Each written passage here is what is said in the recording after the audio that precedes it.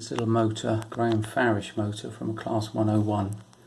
This is one of the four-wheel drive units rather than the eight-wheel drive and the centre motor one.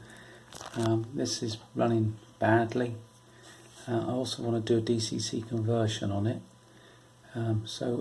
First off, we'll attend to the poor running. So we need to disassemble this unit, and we'll start off by removing the brushes and the wiper contacts, cleaning those and see how we get on. Bottom gears out. I've already released this a little bit. You see this one's got brass gears in, some have plastic.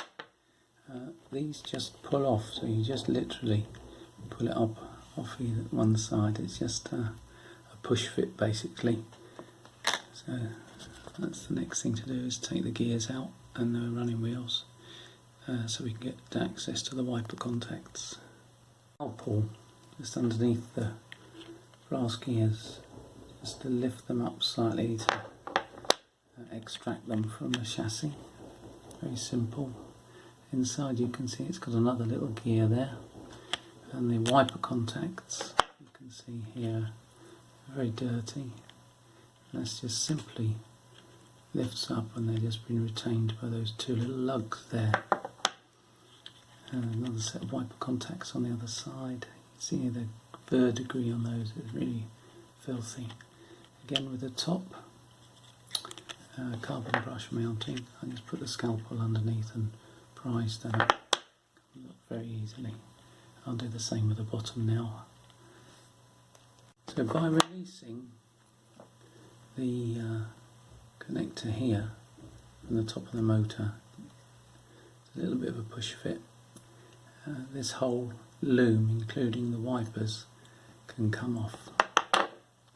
Bearing, we need to lift the top of the motor off its chassis. I just used a scalpel. You could use a small screwdriver just to lever that up. I'm not sure whether that's the correct way, but that's the way I do it. Should push down okay afterwards. Put the parts in an ultrasonic cleaning bath to get rid of all the debris and old grease and things like that, old oil. It's come up nicely. You don't need an ultrasonic cleaning bath necessarily. You can just use glass fibre type brush, which I've gone over with after ultrasonic cleaning, just to clean up the contacts and things like that. So now we'll put it back together again and test it. I'll be putting a new set of brushes in at the same time. Is just the opposite of disassembly. You might find it easier to slide this end on and then clip that end down. That's what I found on this particular motor. Maybe it's a bit more angled that side just to keep it in position. Okay, so next we'll attach the wipers and the electric components. Reattached, the wipers just clip onto those. I start at the top here, clip that in place and make sure the wiring runs correct. We'll be revisiting this later once we do the DCC conversion, and we'll be removing that capacitor and rewiring. So okay, next we'll put the gears back in. Need three hands here, one to hold the camera and two to do the job, but this is the way I get the wipers in between the wheels, just holding them back. Make sure the wipers have got a slight angle to them. Clean the wheels with a fiberglass pen, and then pull the wipers back in with a pair of tweezers either side and push the axle down. Here we go. Wipers are all back in behind the wheels. They just push down and just gradually pull the tweezers away as you're installing it. I find a jeweler's loop handy so that you can just make sure that the wipers are behind the wheel sets. So then installing the gears just in a row, going this way to the front one, and then that one, and then that one, and then that one, and then the rear axle. Should make them all fall into place nicely. Made an error actually, because what I should have done is put the brush set in first, otherwise it would have been easier. I can still get it in, so I'll do that now. And then there's a risk that the gears are going to fall out when I do that, but I should be right. And then I'll just put the cradle, the bogey, back on to retain everything. And as I said earlier, that's just a push fit. Do it one side and then pull it a little bit and clip it over the other side. That wheel set out because the little brass top hat wouldn't clear the gear. And then what you do, a tiny little carbon brush, make sure it's nice and clean, or a new one. You do need a fine pair of tweezers for this. These are Jura's tweezers, Vetus, but they're quite expensive. I think they're about a £5 or something for these. Can't remember now. Stainless steel, but much springier and more able to control the movement. That's how much space you've got to get it in. A little bit fiddly, but not too bad. So the little spring goes in, just there, and then you have the clamping piece that goes over the top and over the wire on the other side, so it might be a little bit tight going on, but that's next. It's the rear carbon brush and cap put back in, and the rear wheel set put back in. Also, I noticed that this was trying to lift here, take the wiper mechanism up, just by bending that tag slightly inboard or outboard. That puts some tension on it, keeps it in place, making sure that that wire doesn't touch that wheel. I suppose that'll do it much good. The top carbon brush, and everything's back together again, and the bottom bogey that just pushes over. These are the tools that I've used. The screwdriver is not necessary, but it does.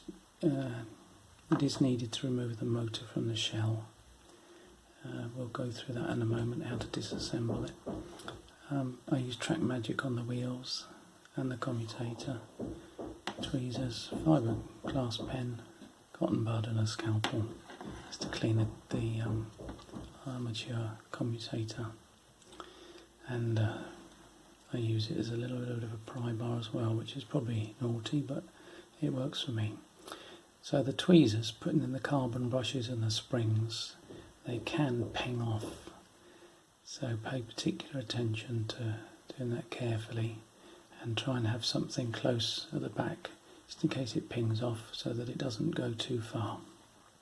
Of course, you also need a lubricating oil, just to lubricate the bushes and the bearings underneath.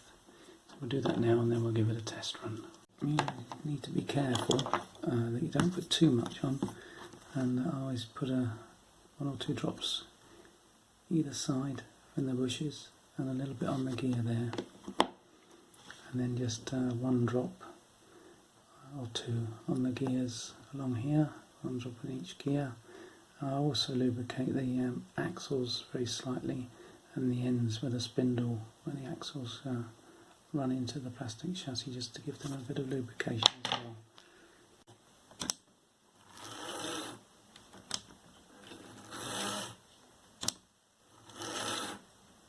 So that's running fine now.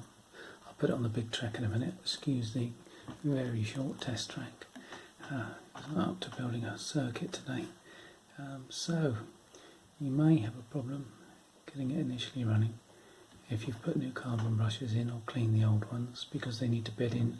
The commutator's been cleaned and everything, so it needs a little running, normally 10 minutes around the track. But to start with, if you can't get it going, and you can check with a multimeter that you're getting voltage between the 2 brushes, and if you are, then just manually turn the motor over a few times, or what I found sometimes is that you just ping the carbon brush down with a scalpel or something like thin that you can get in there, just ping it down, same with the top one, and that usually helps bed it in.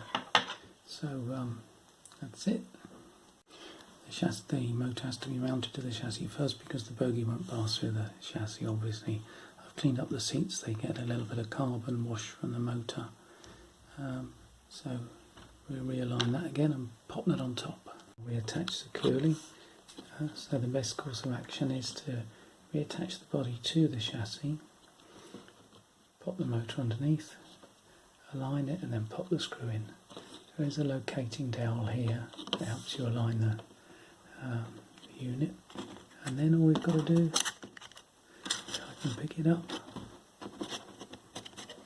I can't pick it up with one hand, I haven't got any nails, just pop the roof back on. It is directional actually, one side's got a little bit of a curve to it and the other side's flat, so that just pushes down.